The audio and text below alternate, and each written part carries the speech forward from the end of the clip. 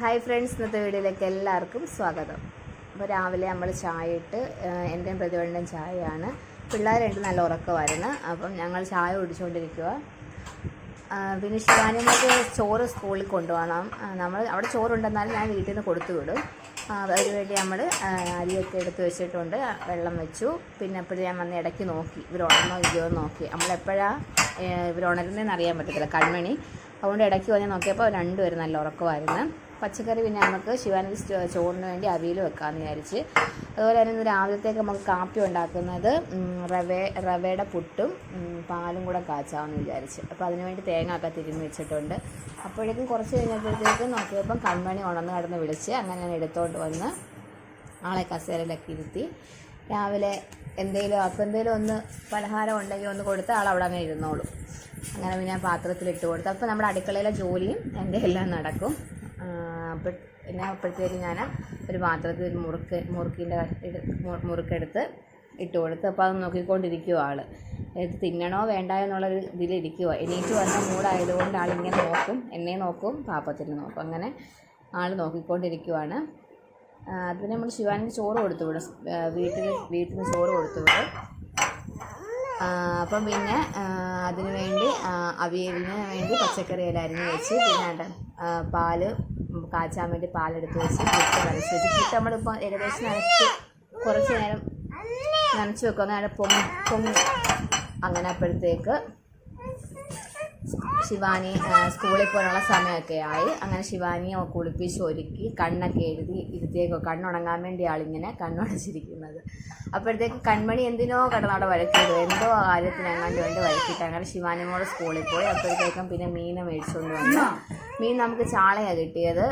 ചാള ഇപ്പം മീനൊക്കെ വില കൂടുതലായതുകൊണ്ട് 5 ചാളയാണ് കിട്ടിയത്.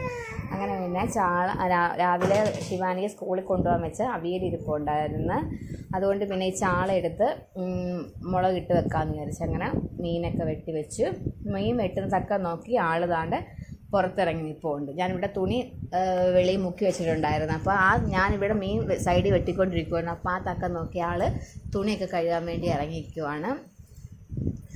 വെള്ളം കണ്ട ഒരു കണക്കിന് കൺമണി കയറത്തില്ല. വെള്ളത്തിൽ കളി ഭയങ്കര ഇഷ്ടമാണ്. അപ്പോൾ ഞാൻ എൻ്റെ ഇടയ്ക്കൂടെ ചോദിക്കുന്നുണ്ട് പേരെന്തോ വയ്ക്കുമ്പോൾ അവൾ പൂജ എന്ന് പറയുന്നുണ്ട്. ചേച്ചിയുടെ പേര് പറയുന്നുണ്ട്. അങ്ങനെ അതും പറഞ്ഞുകൊണ്ട് നിൽക്കുക ആൾ. എന്നിട്ടും നമ്മളതുവഴി പട്ടിയുടെ ശല്യമൊക്കെ ഉണ്ട്. എന്നാലും ഞാൻ അവിടെ വാതൊക്കെ തന്നെ നിൽപ്പം ഉണ്ടായിരുന്നു. അതുകൊണ്ട് പിന്നെ കുഴപ്പമൊന്നുമില്ല. പിന്നെ കുറച്ച് കഴിഞ്ഞപ്പോഴത്തേക്ക് ഞാൻ ആളെ നിക്കറെല്ലാം ഊരി ഒന്നും കൂടെ മേല് കഴിച്ചിട്ട് അകത്ത് കൊണ്ടുവന്ന് കിടത്തി ഉറക്കി കഴിഞ്ഞതിന് ശേഷമാണ് പിന്നെ കറിയൊക്കെ വെക്കാൻ വേണ്ടി പോയത്. മീൻ അതിന് മുന്നേ ഞാൻ വെട്ടി വെച്ചായിരുന്നു. 5 മത്തിയല്ലേ ഉള്ളായിരുന്നു. അപ്പോൾ അതുകൊണ്ട് തന്നെ പെട്ടെന്ന് വെട്ടാൻ പറ്റുമായിരുന്നു.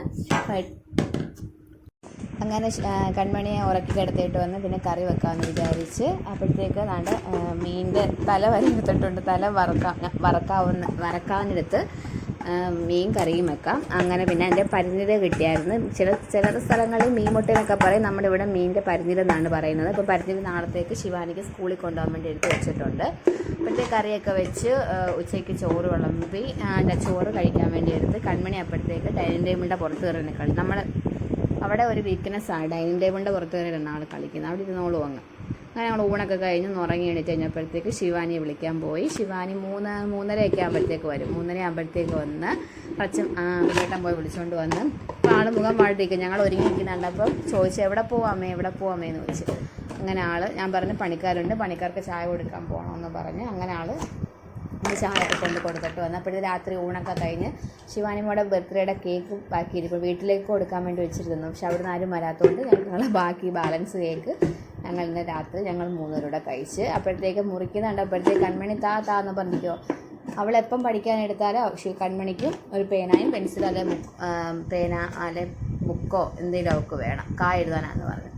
അങ്ങനെ കേക്ക് കിട്ടിയപ്പോഴത്തേക്ക് പെൻസിലൊക്കെ താഴെ വെച്ച് കേക്ക് കഴിച്ചുകൊണ്ടിരിക്കുമായിരുന്നു. പിന്നെ ഞങ്ങൾ നേരത്തെ കിടന്നുറങ്ങി. അപ്പം ഇന്നത്തെ വീഡിയോ ഇത്രയേ ഉള്ളൂ.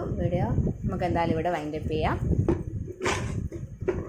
വീഡിയോ കണ്ട് ഇഷ്ടപ്പെട്ട ലൈക്ക് ചെയ്യുക. സബ്സ്ക്രൈബ് ചെയ്യാതെ നമ്മുടെ ചാനൽ കാണുന്നത് സബ്സ്ക്രൈബ് ചെയ്യാനും മറക്കരുത്. നല്ലൊരു വീഡിയോ ആയിട്ട് വീണ്ടും വരാം. Okay, by.